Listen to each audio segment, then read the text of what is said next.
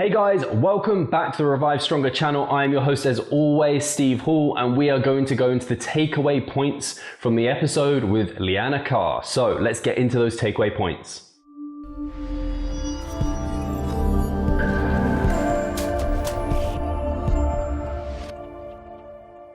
Takeaway point number one is if you're calling yourself, or you are, a bodybuilding coach or a physique coach and you're prepping someone to stage, you must be aware that there's not only physical consequences to the things that you're doing and manipulating with them to get them to stage, but also mental ones and psychological ones. And you must also take care of those aspects of your competitors and not just the physiological ones.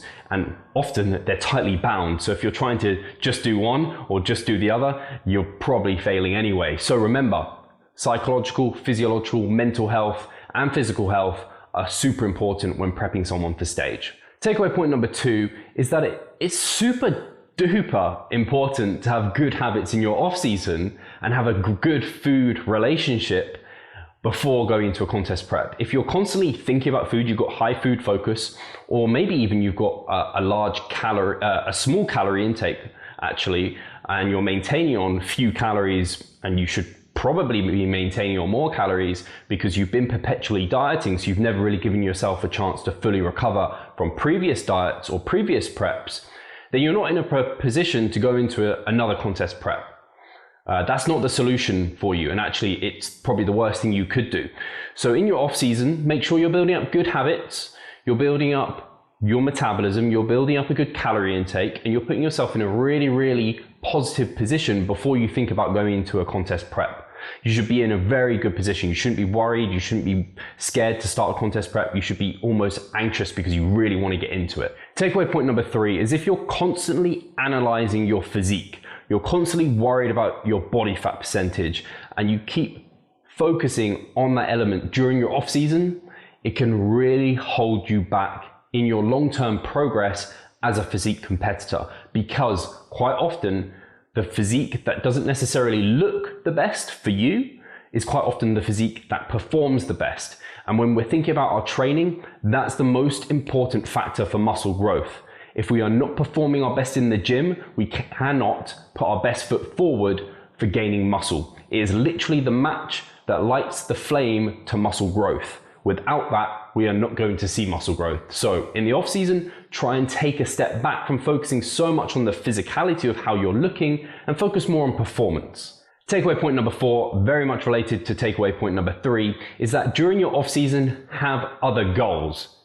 Don't have the goal of seeking to look at your abs 4 times a day like you did during your contest prep. I mean, that should never be a goal, but get away from that sort of constant physique check-in and look more towards potentially performance-orientated goals, such as powerlifting. Or maybe you want to look at business goals, such as becoming higher within the ranking within your company, or earning more and getting a larger wage and being able to provide more for your families, or spend more times with your friends and going traveling and things like this. Have some goals outside of the physicality, your bodybuilding, because it will only build up and help and complement your actual physique goals in the long run.